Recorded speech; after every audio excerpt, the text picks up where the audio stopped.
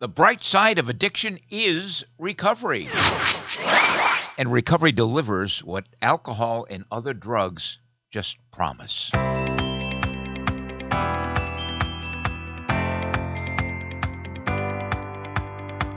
everyone. I'm Neil Scott. And if you're new to our podcast, we welcome you.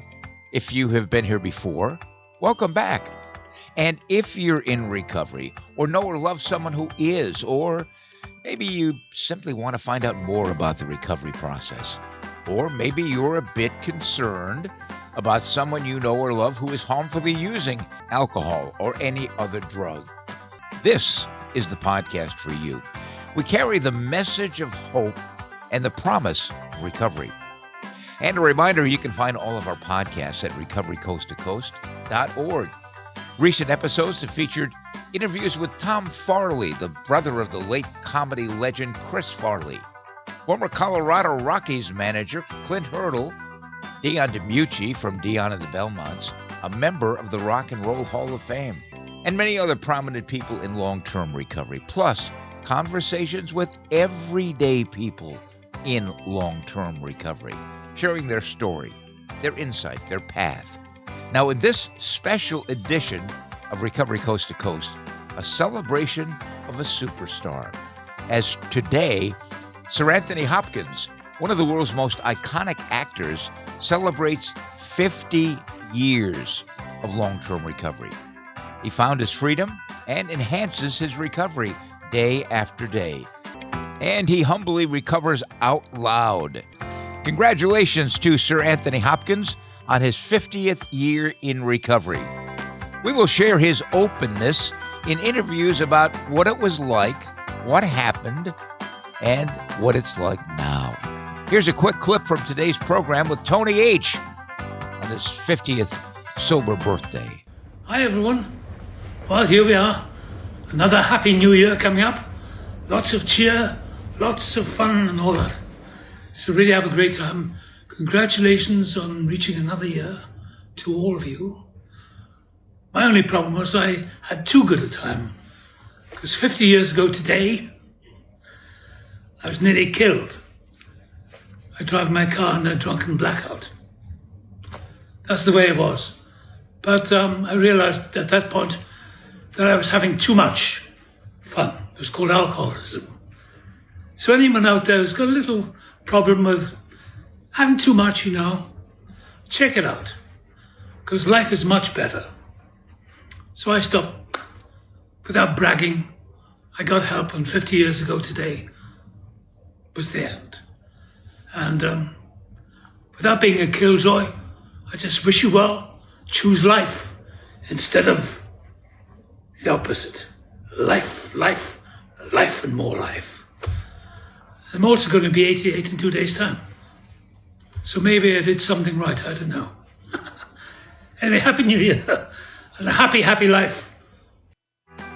Sir Anthony Hopkins talks openly and freely about his descent into alcoholism in his new autobiography, We Did Okay, Kid, and about how he finally did something about his alcoholism 50 years ago. His life changed not just for the better, but for the best, and what it's like for him being in recovery for the past 50 years. I strongly urge you to pick up a copy of his autobiography, just published this past November. It's truly a must-read. And a little later on in the podcast, I'm going to share a rare archival audio featuring Tony H.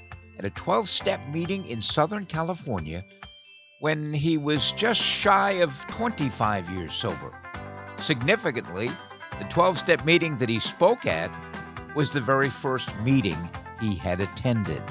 Then later on in the podcast, on The Last Word, we'll hear from award-winning actor Dick Van Dyke, who remains friends with Anthony Hopkins.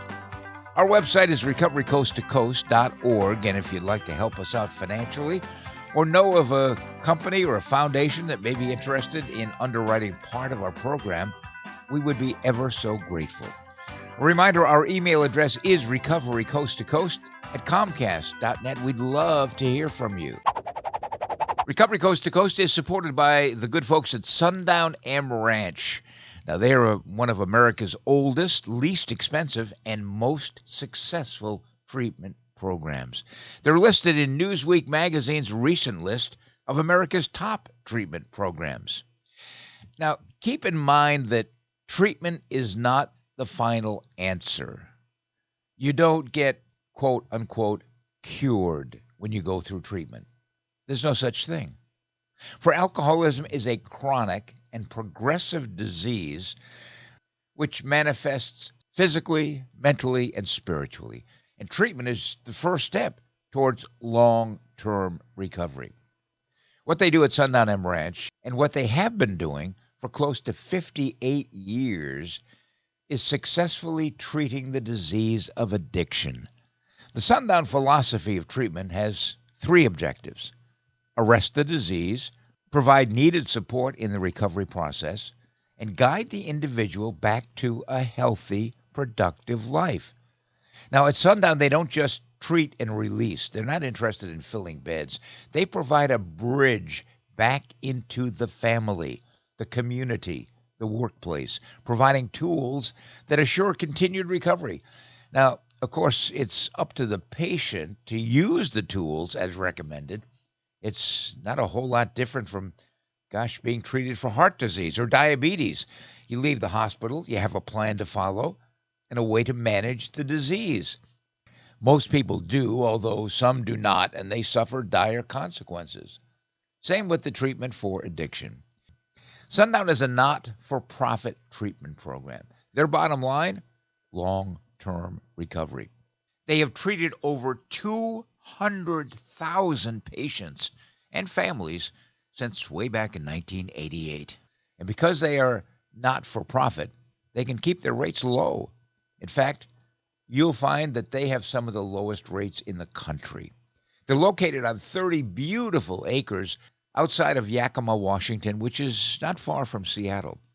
If you go to their website, sundown.org, you can find a lot more information, as well as see some great photos of their facility.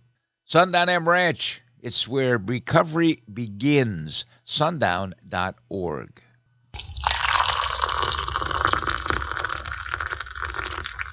It's coffee and conversation time, and a great program, a great interview, and a great story. Sir Anthony, or Tony H., as he prefers to be called, takes a deeply honest look at the low points in his personal life. His addiction cost him his first marriage, his relationship with his only child, and nearly his life, ultimately propelling him towards sobriety.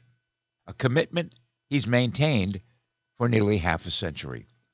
Born and raised in Port Talbot, a small Welsh steelworks town, amid war and depression, he grew up around men who were tough, to say the least, and eschewed all forms of emotional vulnerability, of heavy drinking, which inevitably led to alcoholism. A struggling student in school, he was deemed by his peers, his parents, and other adults as a failure, with no future ahead of him. How wrong they were. 2 days after his 50th recovery birthday, he turned 88 years old.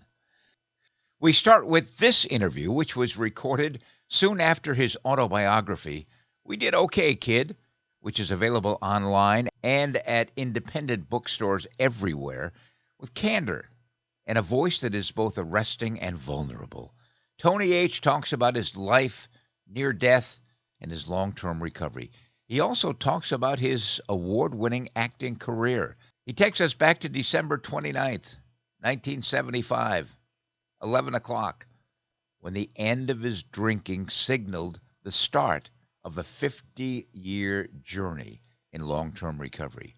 It's what he calls an epiphany. Well, so almost 50 years ago, I'm always slightly reluctant to talk about it because I don't want to sound preachy or like a goody two-shoes. But I was drunk, driving my car here in California in a blackout, no clue where I was going. And it was a moment when I realized that I could have killed somebody or myself, which I didn't care about. But I could have killed a family in a car, And I realized that I was an alcoholic. And I came to my senses, and I said to, it was an ex-agent of mine at this party in Beverly Hills, I said, I need help. So I made the fatal phone call to an intergroup in LA, 12-step program. So we'll send somebody over to meet you. I said, no, I'll come to you. So I went to this intergroup office. So 11 o'clock precisely, looked at my watch. And this is the spooky part. Some deep, powerful thought or voice spoke to me from inside and said, it's all over. Now you can start living. And it has all been for a purpose. So don't forget one moment of it. From inside, deep inside me. But it was vocal, male, reasonable, like a radio voice. And it was a monotone, but it's all over. The craving to drink was taken from me, or left. Now, I don't have any theories except the divinity or that power that we all possess inside us that creates us from birth, life force, whatever it is. It's a consciousness, I believe. That's all I know. But my whole life has been like that. Shall I give you another epiphany? I'll go back to 1955, Easter. And my school report had arrived, the dreaded school report. I was 17, and I was dreading this day because my parents would read these terrible reports on my progress in school because I was a dummy. I was known as Dennis the Dunce. Couldn't understand anything was going on. Resentful, lonely, and all that. I remember my father opening the report. The dreaded moment, about 5 o'clock in the evening. We were going to go off to see a film, I remember. Beautiful spring day. And he opened the report, and it said, Anthony is way below the standard of the school, which is a death knell, really. And my father said, I don't know what's going to happen to you. I don't know. Goodness. But he was worried because, and quite reasonably, he'd spent a bit of money to give me an education, and I wasn't capable of meeting that standard. I couldn't understand anything. My brain was sort of cut off. But I remember taking a slight move away. He said, one day I'll show you. And my father looked at me. He said, well, I hope you do. Well, at that moment, what I decided was to stop playing the game of being stupid and a dummy. We step into circles of energy which are negative. And we play a role because it's easy to say, well, I'm not, it's not meant for me. There's a truth in it. But at the same time, you have to say, wake up and live. Act as if it is impossible to fail. And that's what I did. Well before he went into recovery, actually as a youth in Wales, Anthony Hopkins discovered his love for theater. I think as a 17-year-old boy who didn't know anything really, something sparked me and I got a scholarship to an acting school in South Wales. I'd never acted in my life, but I did an audition and they gave me a scholarship. How, I don't know. And I remember, this is another thing, I remember going to see a play with the great Peter O'Toole at the Bristol Old Vic. He was playing Jimmy Porter in Look Back in Anger. And onto the stage came this lightning bolt, Peter O'Toole, very dangerous actor. And I thought, God, if he stepped off the stage, he'd come and kill us all. And 10 years later, I was in the theatre, the National Theatre, playing Andrei in Laurence Olivier's production of Three Sisters by Chekhov. Knock on the door at the end of the evening, who should be that Peter O'Toole. Now that's weird. And he said, I want you to do a film test for me. It's a film with Katharine Hepburn called The Lion in Winter. So I showed up and did the test. He said, right, you've got it. You've got the part. And he'd had a few to drink, and we had a few to drink after that day. Now that's beyond explanation to me. And when I look at that film, which I do occasionally, I think, how on earth did that happen? Why me? I don't know to this day why. And I am what I am, and I do what I do because I love doing it. It's all in the game. Wonderful game called life. No sweat, no big deal. There are no big deals. We all have problems. We've all got limitations. But I do believe that if you say,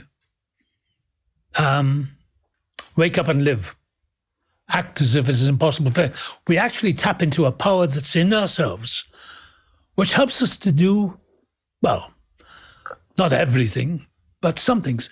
I discovered that I could compose music. I discovered that I could write. I discovered through my lovely wife, Stella, that I could paint. And I remember she was an example because she changed my life. She found some drawings in some old scripts of mine just after we got married. She said, these drawings, you did these? I said, yeah, you got to paint. I said, I can't paint. She said, of course you can. Just do it. So I then bought some canvases and acrylic paints and pens and inks. And I just do it. Is there a need for Anthony Hopkins to keep on acting? Well, a need would sound rather sad. I just enjoy it. I enjoy the scientific fun of it, of learning a script or learning all the lines. And I'm very good at that. I learn everything there is to about the text that I'm studying, because that reforms something in me. And I suppose on a deep psychological level, I'm trying to escape from what I was. I don't know. That lonely kid, you know. And actually the vain surprise of saying, I did it. I survived my loneliness. I survived those bullies. Not that I blame them. God bless them all. I mean, I'm not a victim. And, you know, if people choose to wallow in their, oh, well, okay, go ahead, but you're going to die. Because you can't do that. And that's why I drank, to nullify that discomfort or whatever it was in me, because it made me feel big. You know, booze is terrific because it makes you instantly feel in a different space. And I enjoyed that. I didn't do it that long. I did it for 15 years. But I remember thinking, this is the life. And all actors in those days, Peter O'Toole, Richard Burton, all of them, and, you know, I remember those drinking sessions thinking, this is the life. We're rebels. We're outsiders. We can celebrate. And at the back of the mind is, and it'll kill you as well. And I remember thinking, this is going to kill me. Yeah, because I was doing it. I was drinking like I was going out of fashion. And those guys who worked with it have all gone. And they were very talented people, wonderful. But once you get into that schizophrenic stage when your personality becomes rabid, and from one moment you're a jolly nice guy in the bar and suddenly you turn viciously, say, you talk to me like, that's what was happening to me. In the grand scheme of things, how important is acting, or is it important? No. It's an entertainment. Maybe it's an educational way of entertaining. Not dismissing it, but I'm just saying, you know, if I start taking myself too seriously, I do think it's only a job. It's only acting. So for me, they're just pastiches, little dabs of paint in one's life, and not to be taken, because at the moment when you get to a certain age in life, you're going through, you got ambitions, you got great dreams, and everything's fine, and there on the distant hill is death. And you think, well, now is the time to wake up and live and really enjoy it.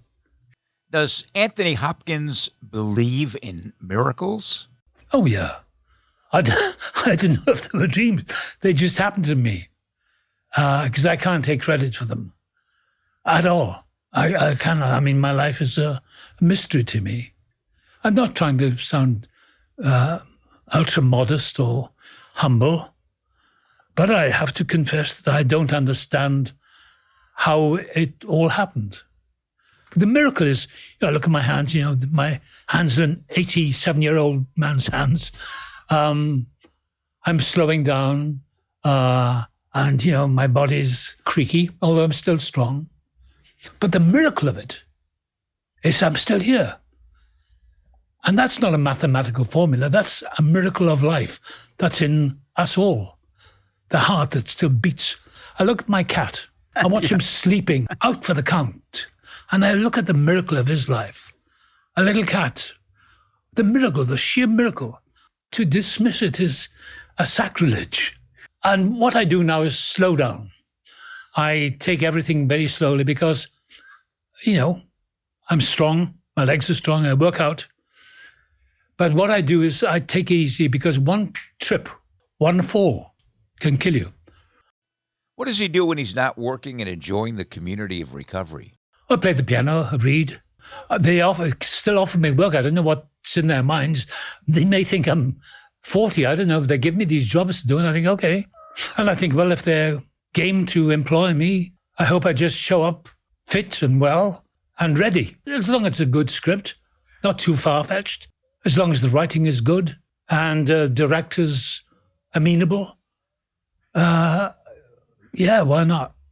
As an actor and a person in long-term recovery, how did he deal with anger issues with aggressive and often egotistical directors? Well, I used to in the past have a few problems with. Those days there were tyrant directors, tyrannical bullies. Few of those, but when I used to confront them, I would confront them in no uncertain terms. I'd say things like, you talk to me like that, and you'll wake up with a crowd around you. Whether I meant it or not, I don't know. But I wouldn't put up with it. I said, don't talk to me like that. I said, no, you shut up. And either they would or they wouldn't. I remember working with a director who was giving notes to a young woman, fine actress, and he started shouting at her. I said, hold it. You raise your voice 1 decibel to this lady, and I'm going. And you, my dear, should leave as well. She said after, thank you. I said, how long has he been doing that? She said, from the whole film, I said, you should have told me. I can't even remember the exact. I think he's gone now. But no, I defend people. Don't raise your voice. It's a film. It's a stupid film. That's all it is. It's not important. Doing take after take after take after take. Who cares? Even though he is 50 years in recovery, problems happen. Bad stuff happens. How does he deal with it as a person in recovery?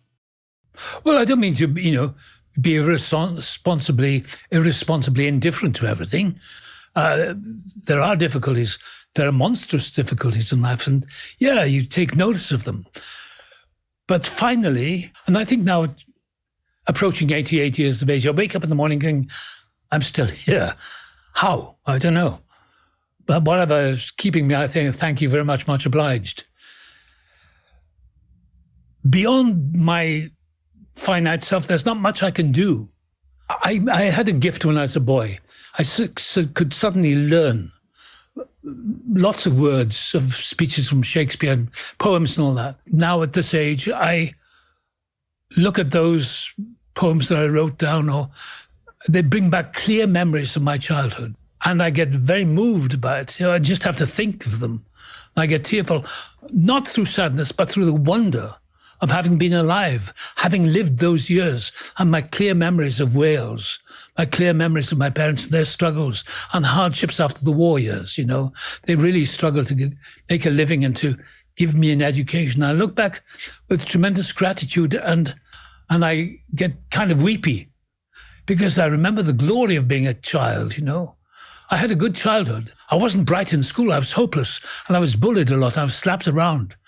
But I look back and I think, well, that's part of growing up. And in those days, teachers could knock you about.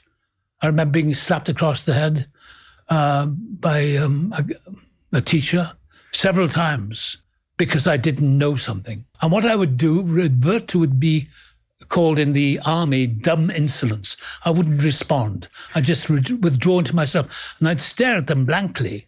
So I remember the principal of the school slapping me on the head. He said, "You're inadequate." Do you know what I mean? Yes. No. You're inadequate. You've got an empty brain. You're brainless. And it drove them nuts. And they're all dead now. What does a higher power or God mean to Anthony Hopkins?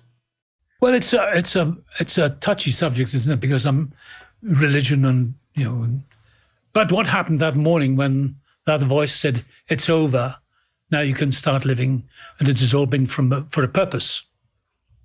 So don't forget one moment of it. I knew that was a power way beyond my understanding. Not up there in the clouds, but here, in here. So I chose to call it at that moment God. I didn't know what else to call it. Short word God, easy to spell. And I recently wrote a piece of music which was conducted in Riyadh, Goodbye, piano and orchestra. And at the end, it came to me as I was writing it, as I was composing it, that's it. We come full circle. We dip down to, that's all, folks. And that it was all a dream anyway. Everything is a dream. And it's goodbye before death takes us. I hope you've enjoyed hearing from Sir Anthony Hopkins, who prefers Tony H. And now we're going to go back in time to the late 1990s in an archival recording of Tony H. speaking at a 12-step meeting in Southern California. We will do that in just 30 seconds. Are you afraid? Afraid of life without drugs and alcohol? There is help and hope at Sundown M Ranch. At Sundown, the focus is on you and your disease. You will learn how to live without depending on drugs and alcohol. Sundown M Ranch is nationally recognized for effective and affordable alcohol and drug treatment programs. Reclaim your life. Replace your fears with hope. Go to www.sundown.org right now to learn more. Now, as promised, the archival audio of Tony H., otherwise known as Sir Anthony Hopkins. It was recorded back in the late 90s, and it was at the famous Laguna Beach meeting where he attended his very first 12-step meeting. Join me and give a warm Laguna Beach welcome to tonight's speaker, Tony from Palisades.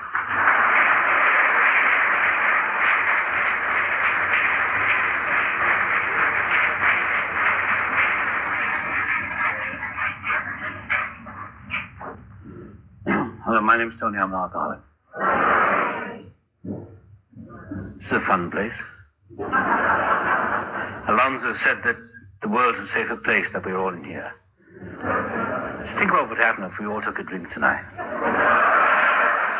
We'd take Laguna apart.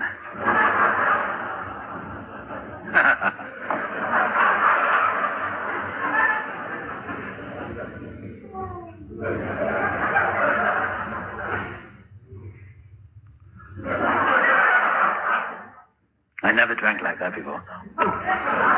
Anyway, my name's Tony. I'm an alcoholic. It's funny how the mind works and how thinking works. I got sober December 29th, 1975. And the speaker that night was Chuck C., and he lived around here. And some of you I know knew him. And my life was transformed. My life was changed that night. All the newcomers, welcome. What happened to me was, I have no linear way of, I never know what I'm going to say. But when I came in here tonight, it all came back to me. Sometimes you go through patches. I went through patches where everything just becomes kind of even. And I came in here tonight, and I don't know why, but I heard it all over again, freshly, as if I was back almost 25 years ago. And I don't know what that's about, me hearing the chapter 5 being read, the traditions, and seeing people coming up here. It reminded me back of the old days, because now I'm an old-timer. But I remember the heady experience when I came into AA that night, and I didn't want to come into Alcoholics Anonymous. But I came into that meeting on that night on the Pacific Palisades group. December 29th, it was a Monday night. And Chuck C. was speaking that night, and there was another man speaking. He was a doctor from Palos Verdes. And he looked like an alcoholic to me, and he sounded like an alcoholic. He said, "I am an alcoholic," and he sounded looked like something from the Lost Weekend. And I think he was a surgeon, he's a doctor, and I think he said his moment of truth was when he came to in the middle of an operation. And the theatre sister said, "No, Doc, you got to sew her up," because he was going to operate again. And everyone laughed, and I thought they're all crazy, you know. But that's what got me sober, and laughter and fun. And I was swept away by this whole thing, because I wasn't a joiner. And the ironic thing is, whatever the higher power is, or God, whatever you want to call it, he, she, or it, ground of all being, collective consciousness, whatever it is, God, has a very strange sense of humor, because I never joined anything. I drank because I didn't like people. I drank because I didn't like crowds. I wasn't exactly a lone drinker, but I was a lonely person. I was a lonely man, and I kidded myself that I was a loner. My heroes were Humphrey Bogart and John Barrymore and all those people, and the writers like F. Scott Fitzgerald all died of this chronic illness. Those are my heroes. And I thought they were very clever, and I thought I was clever.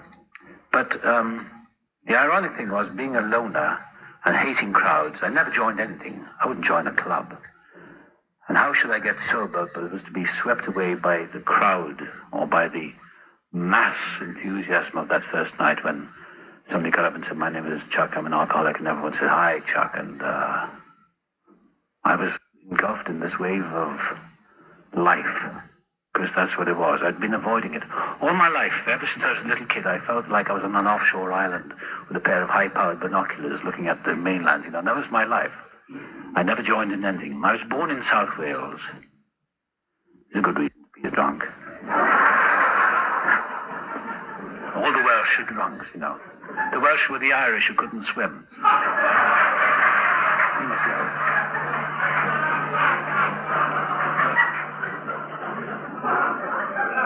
I had an idyllic childhood, you know, my first few years, and then I went to school at the age of 4, and I knew I was on the wrong planet, because I didn't know what they were talking about. I sat at the back of the class in my school. My whole school career, I had one expression on my face.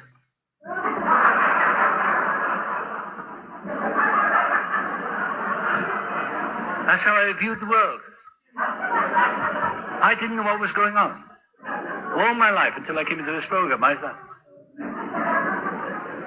heard my father say to my mother once in next door bedroom, he said, "There's something very radically wrong with this boy." Which isn't a way to encourage your son to grow up with confidence, you know. So I felt radically wrong. There's something wrong with me. I just probably was, as they say, maybe dyslexic or ADD or one of these newfangled words are. I was just stupid. I was a dummy. Because I didn't know what they were talking about. I had no idea.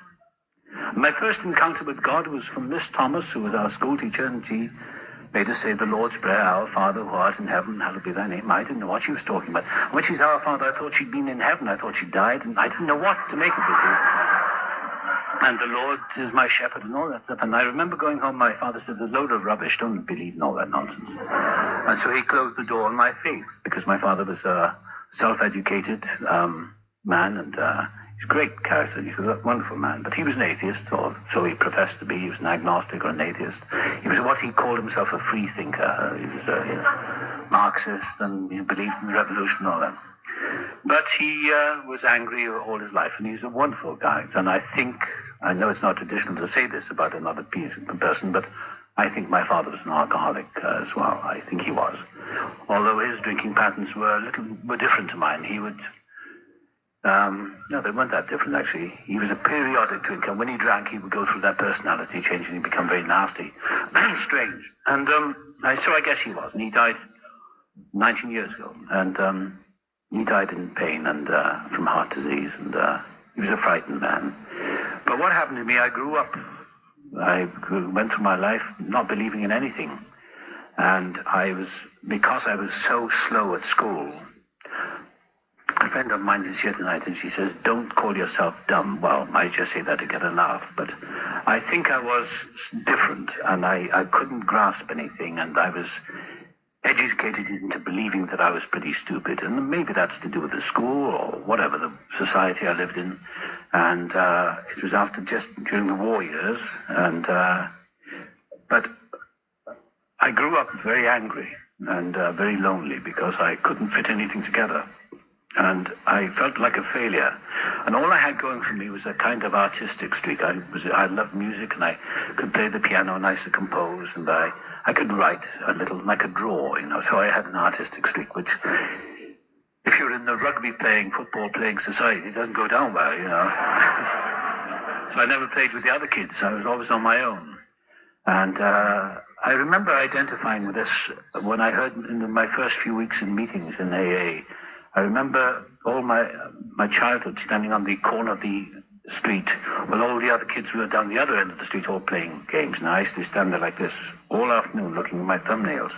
And I used to do things like that, looking through my fingers. And my father would say, where is he? My mother would say, he's up the end of the street there.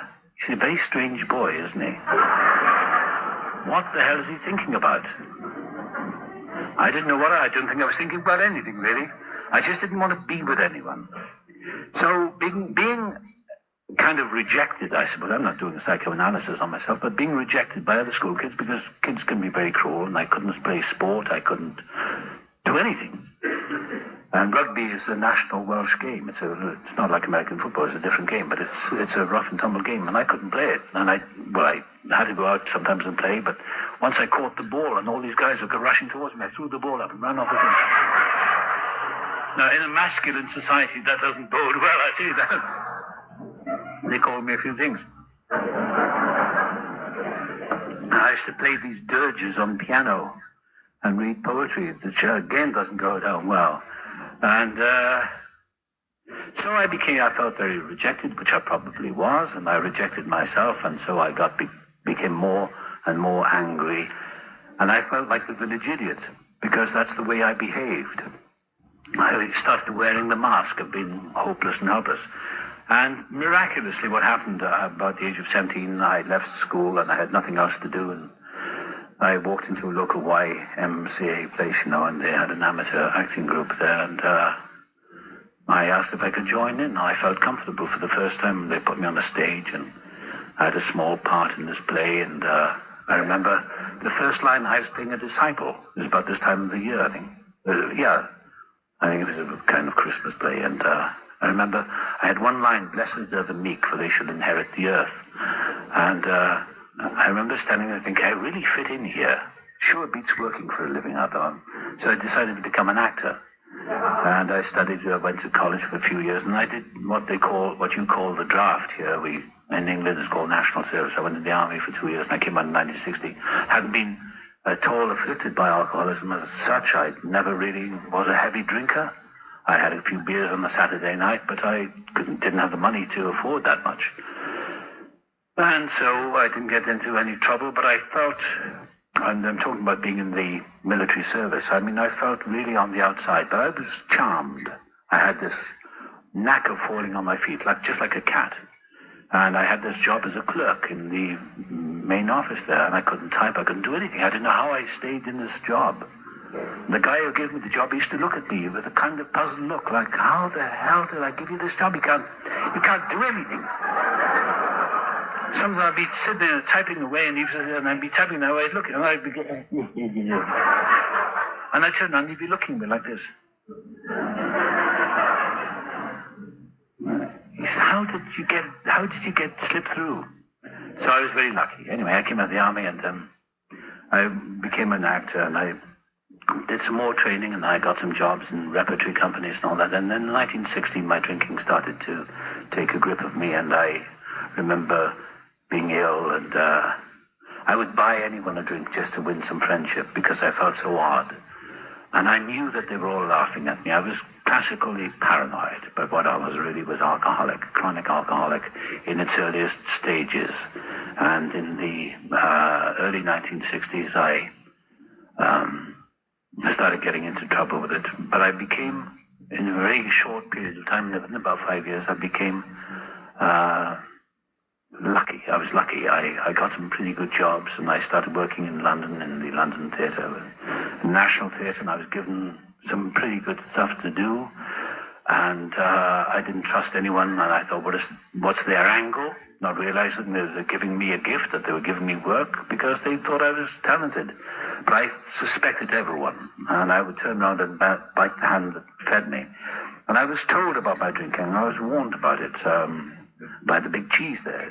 A guy called Lawrence Olivier, and he was running this theatre, and I was in it, and I was trouble. And he said to me, he said, why are you doing this? He said, you're a talented guy. He said, what are you doing all this for? And he sent me to a psychiatrist. And he paid for one session with the psychiatrist. And I was told by the psychiatrist that I was suffering from some kind of creative tension called creative stress. Being an actor, I thought, well, yeah, of course. Wow. I said to my wife, I was suffering from creative stress. She said, And so, another bottle of wine. I remember I went through, I was married. My first marriage was a disaster, mostly my fault. And out of that marriage was produced a little girl. And I left my wife after 2 years. I couldn't take any more of it. We were both crazy. And then I met my second wife, and we used to go out. And my second wife was a typically non-alcoholic. And a very nice, decent woman, very reasonable. And I say this with all respect, not making any judgment at all. But she is different. And the non-alcoholics in this room are different to us. We'd go out, and I said, would you like a glass of wine? She said, yes, I'd like a wine. She said, a glass of red wine. And so I'd order 2 bottles. She'd say, but you want 2 bottles? I said, well, yeah, 2 of us. She said, but, I don't want a bottle. I said, why not? She said, well, I don't need it. Well, I'll drink it then. I said.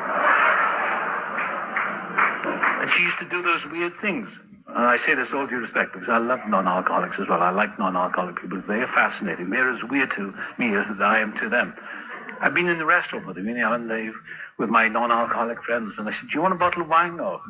I like buying, making people have a good time. If they want to drink, fine. And I watch the way when the waiter comes up and they pour a little drop and they do this.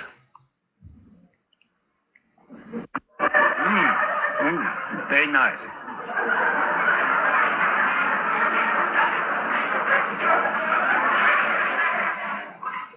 And they smoke cigarettes.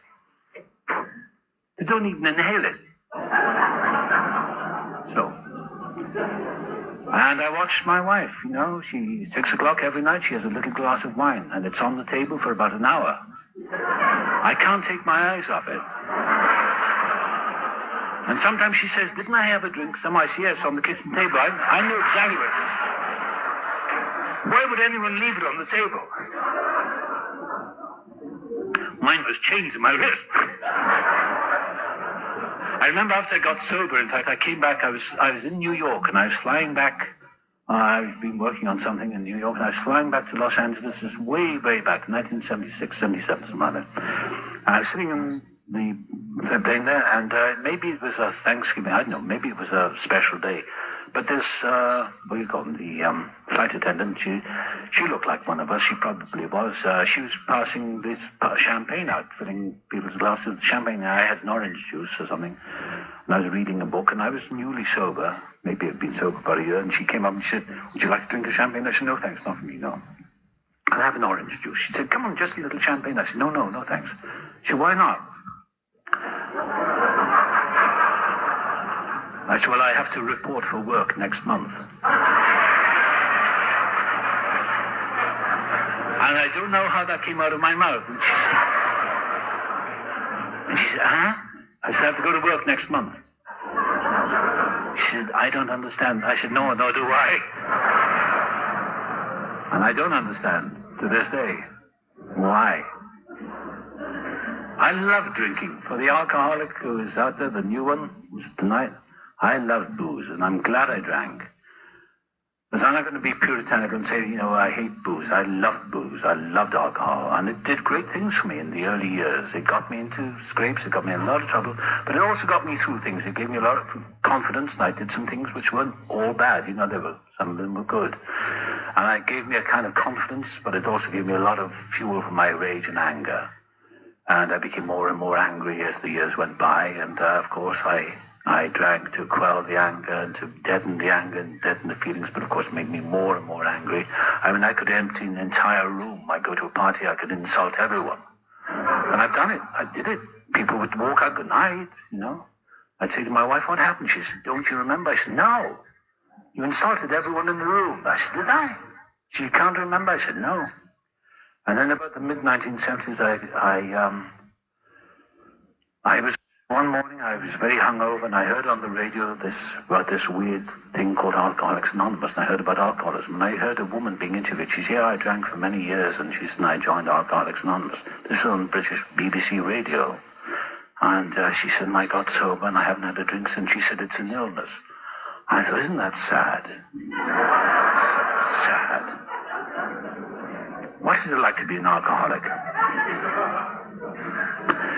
And I was doing a television play, I remember, and I was playing an alcoholic in this television play, and I had lines like saying, I'm a dipsomaniac, I'm an alcoholic, and I loved these lines I was speaking. I'm an alcoholic. It sounded so rich. I didn't realize that I was one. And in this play, I remember it's called The Arcade of Promise, and in this play, I say to this woman I'm with, I said, I can leave the drink, it's when the first one starts. Then I've got to drink more. And I said to the actress I was working with, I said, this is me. I said, it must be terrible to be an alcoholic. But what I was doing was 12-stepping myself in a way. I was being gotten ready for this program. And then I came to America in 1974. And to New York. And I was doing a production in New York. And it was September. It was just after Watergate, I remember. And I remember arriving in New York and feeling I'd come home. And I always wanted to come to America, and I dreamed of coming to America, and I dreamed of sitting in the American bars, and, because I'd seen all the movies, and I was raised on American movies. I'd watched them all, drinking Humphrey Bogart and all that smoke, and, I loved it all. It was fantastic. And I couldn't wait to get there, and I came to New York, and I remember the first morning when I woke up, I was pretty drunk. Pretty hungover, and I looked down Fifth Avenue, and there was the Empire State. I thought, I'm home. And I knew I'd come home. I knew as clearly as anything that I'd come home, and I never had to go back to England, and I didn't want to go back. There's nothing wrong with the country, but I just didn't want to go back. I didn't fit in anymore. And I was already becoming quite a successful actor, and the ironic and weird thing was happening. I was drinking more because I was more and more unhappy. If there's a parable in this, success and all that stuff doesn't make you happy, and I learned that the hard way. I wasn't happy. I was deeply unhappy. But I couldn't figure out why, because I wanted to be successful in my job, but I was deeply ashamed of myself and deeply guilty and terrified. And I discovered the magic of the American bars. You never seem to close down here, They open all night. They were in New York anyway. I used to go to a place called Charlie's and Jimmy Ray's. God. They were terrible places, but they were wonderful at the time.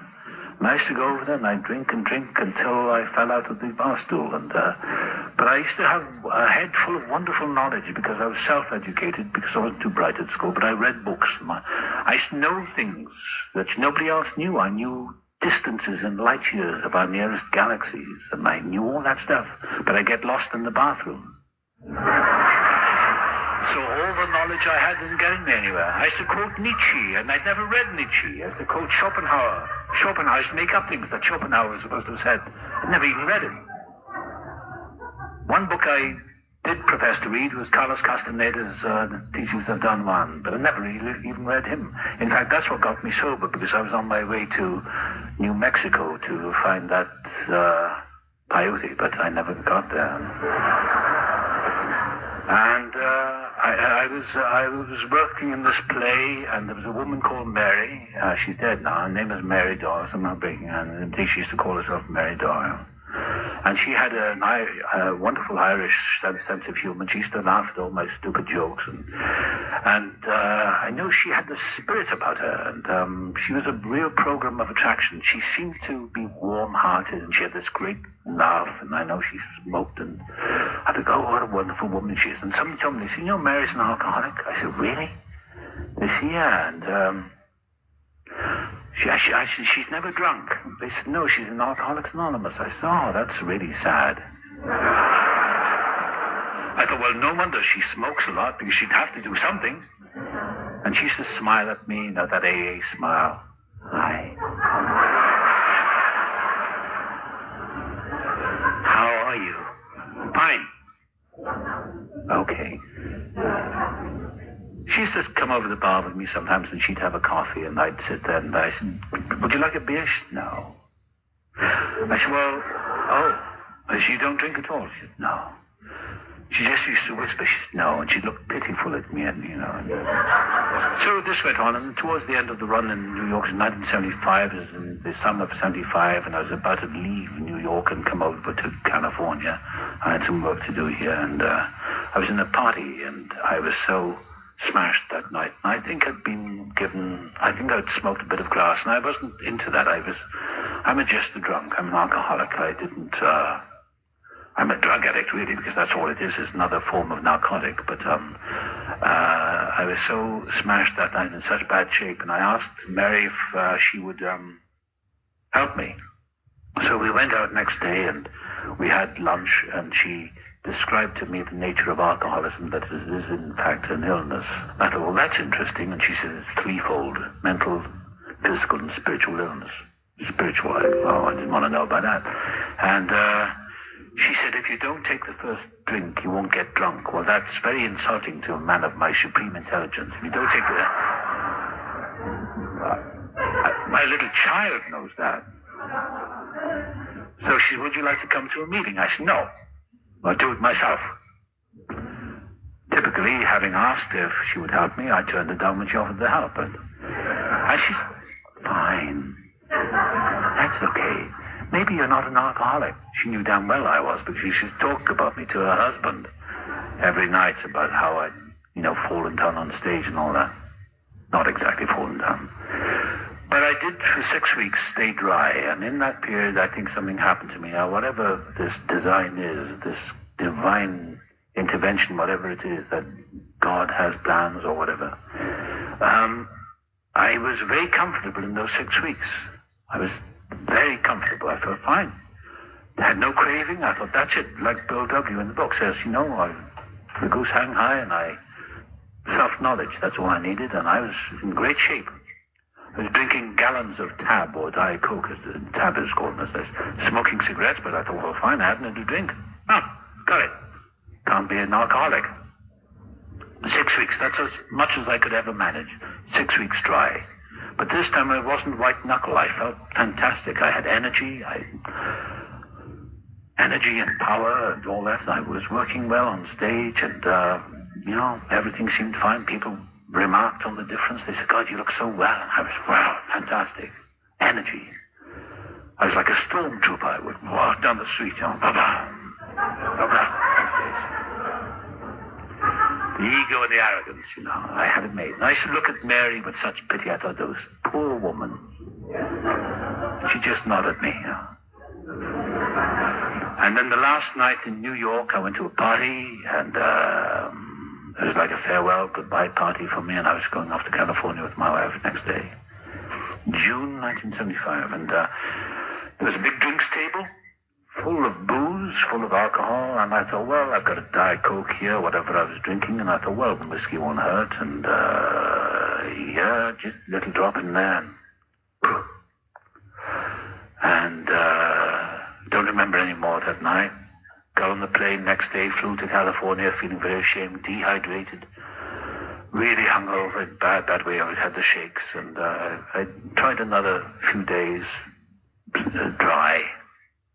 4th of July, I went to a party, and I thought, well, I tried the same thing. I was about to pour another drink, and somebody said, this friend of mine, she said, don't take that drink. And I wanted to kill her. I would have taken her head off because she got in my way. And what happened was I was working on a TV thing and a TV film, and this woman I was working with, she was, at the end of the day, we were in Century City, and it was cocktail hour, the beautiful long shadows of the evening sun coming, and a wonderful time, which is the best time for alcoholics. And she had a paper cup or a polystyrene cup and some ice in it. She said, do you want a drink before you go home? I said, no, I better go home.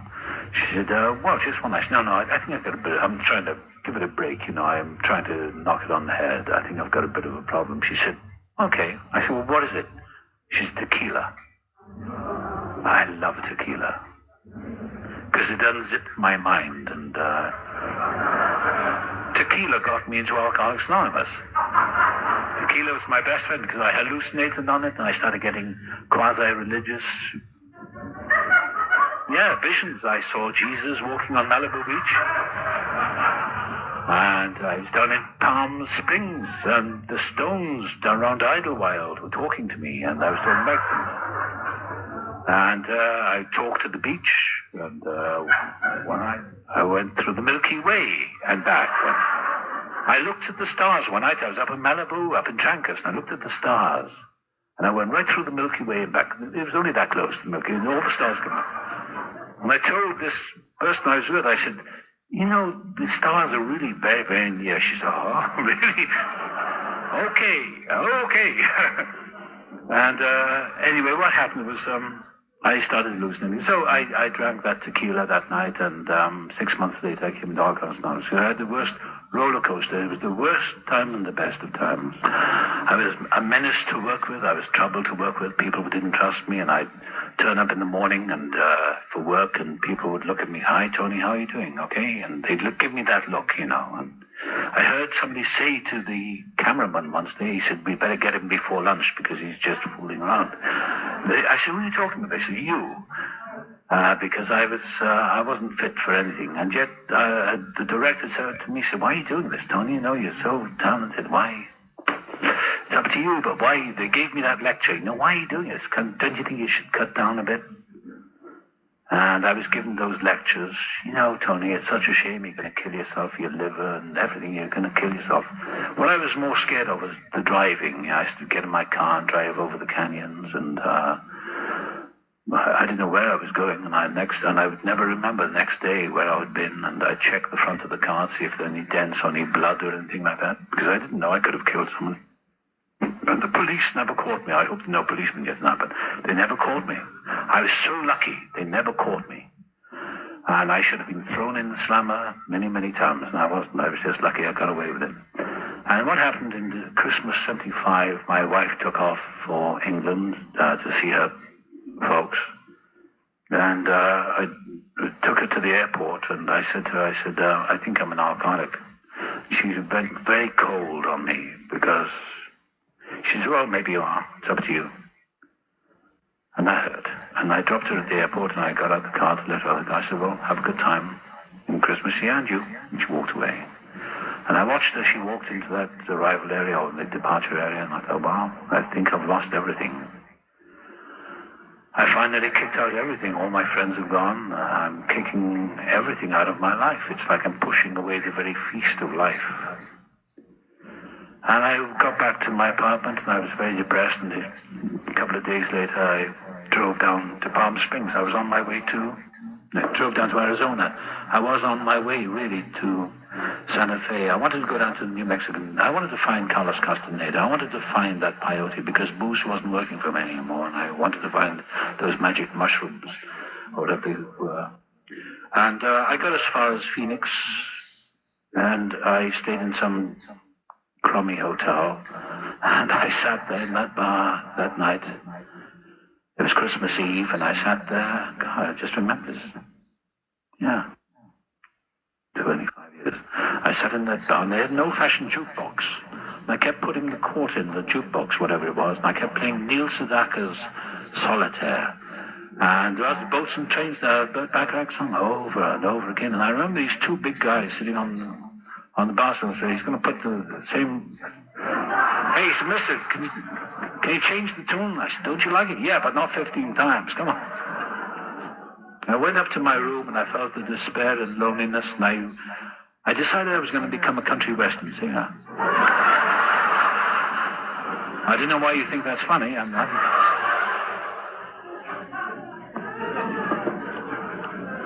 Another great song was Tom T. Hall's Little Children.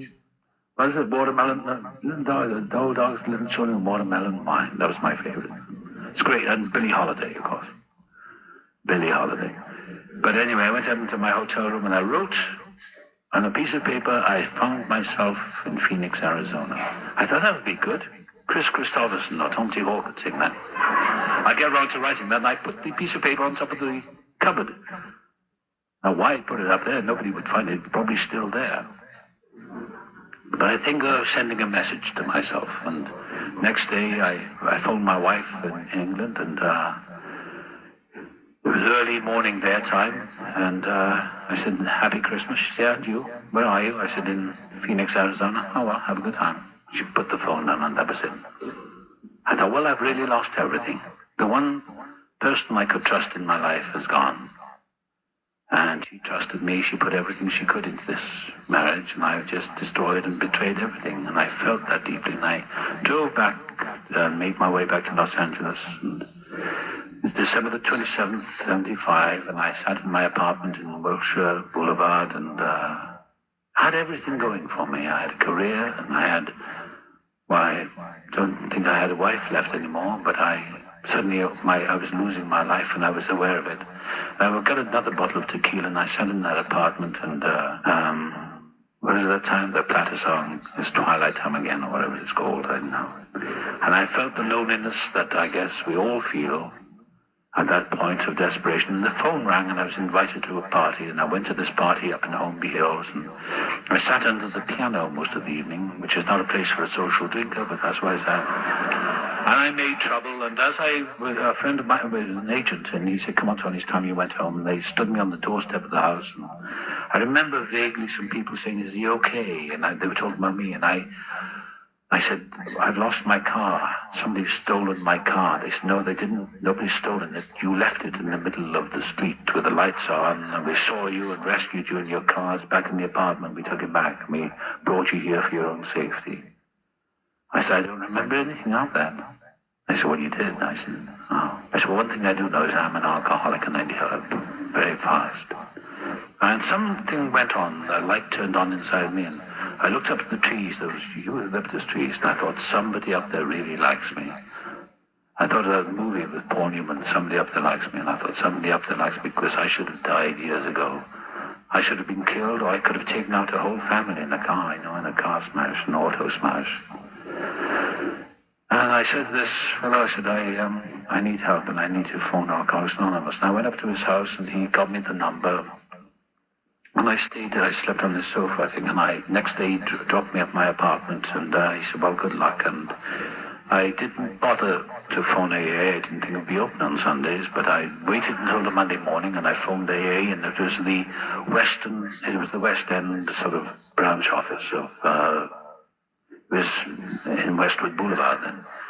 And I phoned, and I said, and this woman said, hi, Alcoholics, can I help you? I said, yeah, my name is Tony, and I think I'm an alcoholic. And there's a very nice elderly voice of a lady. She said, okay, honey, can we come and get you? I said, no. I said, I'm at the end of my rope. And she said, well, that's beautiful. I said, I'm finished, I'm washed up. No, that's great, just great.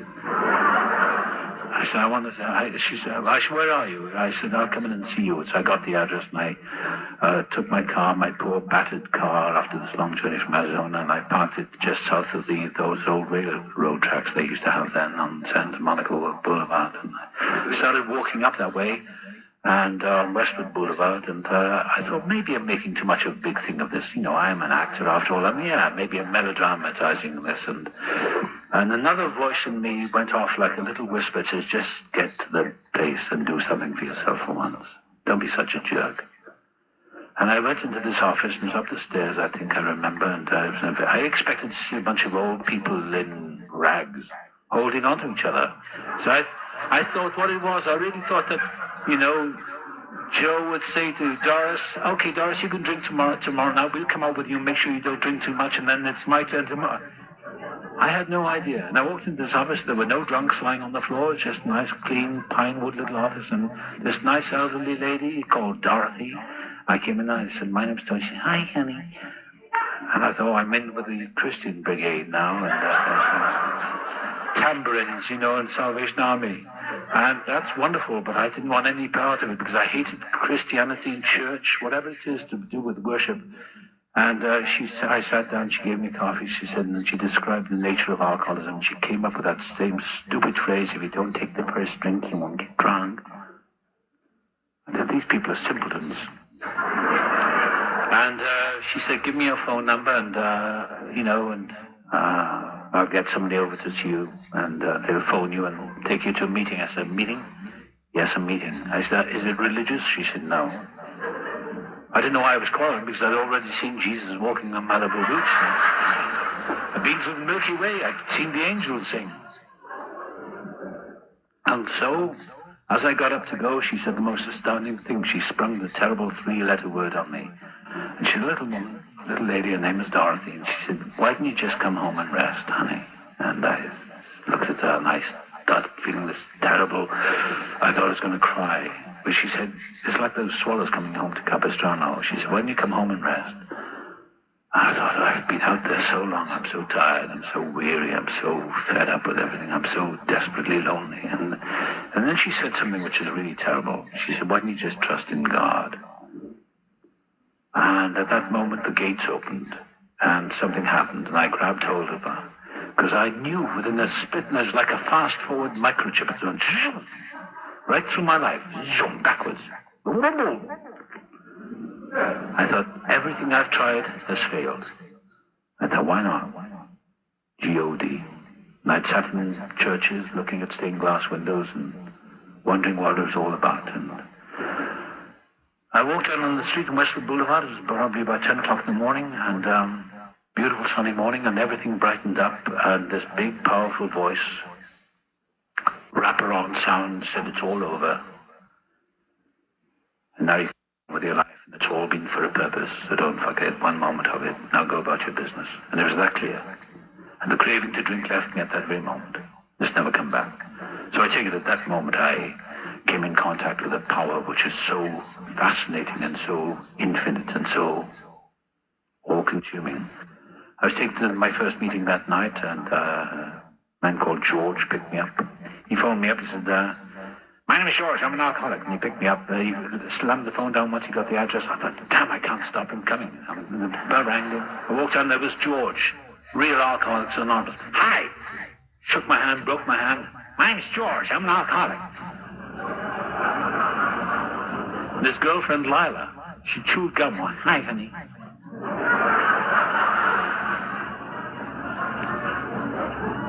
They're all here, no, we're all here. And they sat in that car, I sat in the back, and they didn't shut up from the moment we left Westwood until we got to Palisades. I thought I'm really in with the cuckoo birds. And I was taken to my meeting, and I sat in the chair between these two people, Bob and George, and up got Don. Here, Miles, Don, oh, God. He had a voice like a truck, and he looked like he'd been dragged by a truck on the street.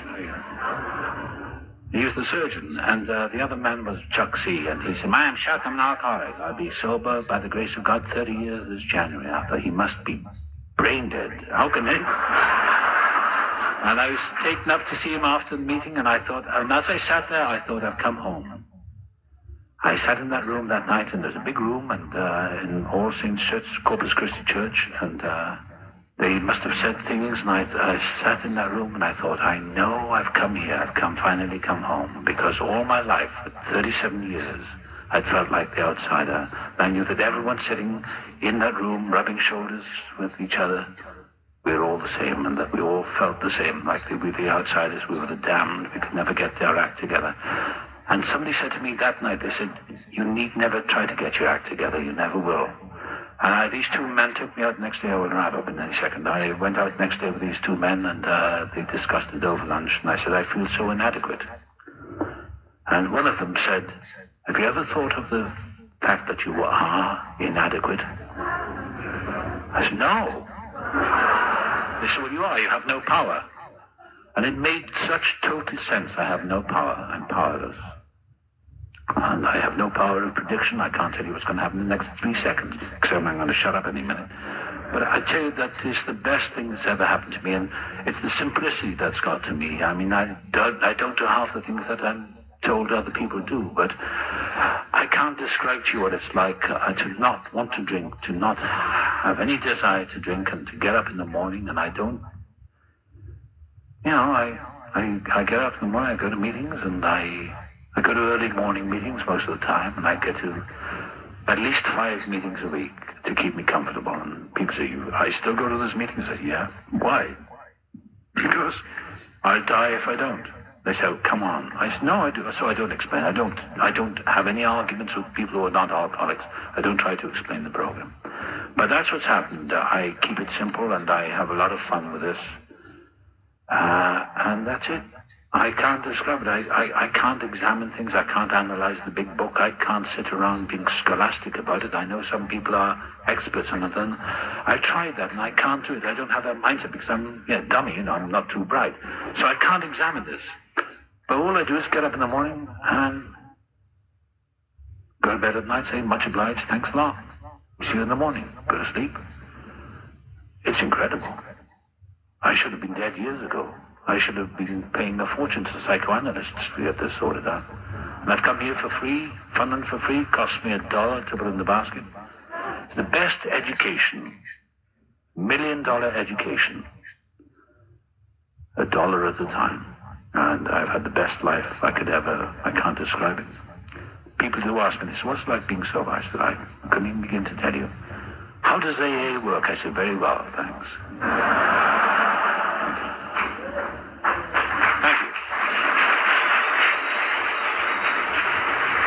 Happy Christmas.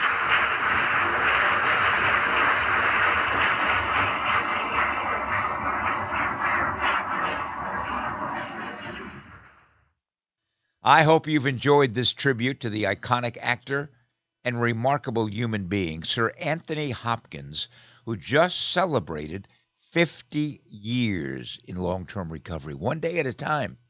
On December 29th, 2 days shy of turning 88 years old, he turned 50 years sober.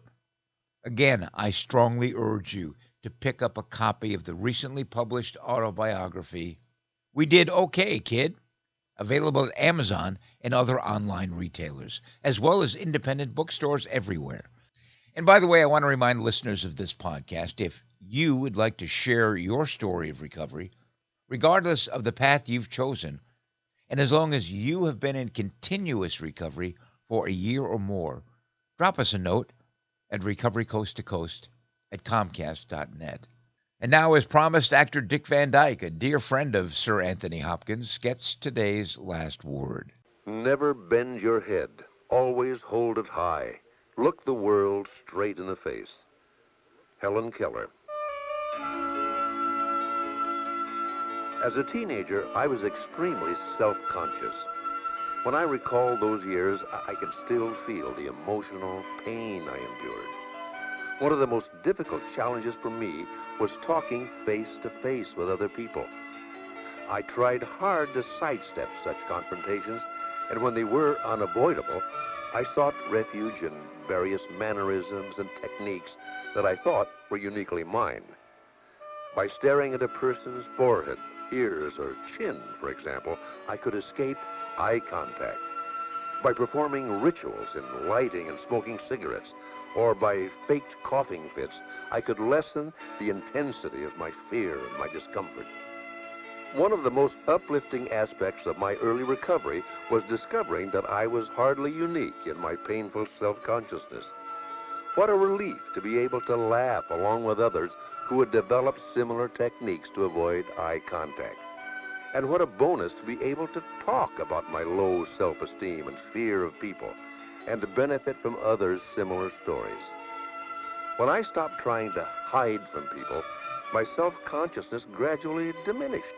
Slowly but surely, my sense of self-worth has risen. Today, one of the most valued freedoms I have is being able to easily and fearlessly talk with other people and to look them squarely in the eye when I do. Thought for today, the best cure for terminal uniqueness is to see yourself in another. Well, that wraps up this edition of Recovery Coast to Coast, the national podcast. If you've enjoyed our podcast, please share it with others via social media or simply tell a friend about it. You can find all of our podcasts at recoverycoasttocoast.org.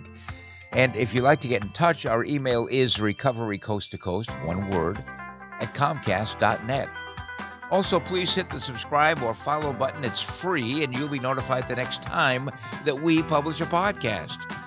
If you're considering treatment for a friend or loved one, be sure and visit NAATP.org/AID, the Addiction Information Directory. It's a listing of those treatment programs that adhere to strict ethical guidelines. And join us next time for America's Voice for Recovery, Recovery Coast to Coast, the national podcast. And another shout out to our sponsoring organization, Sundown M Ranch, where recovery begins, sundown.org. I'm Neil Scott, reminding you to stay healthy, live in gratitude, and be kind to others. Remember, the bright side of addiction is recovery. Pass it on.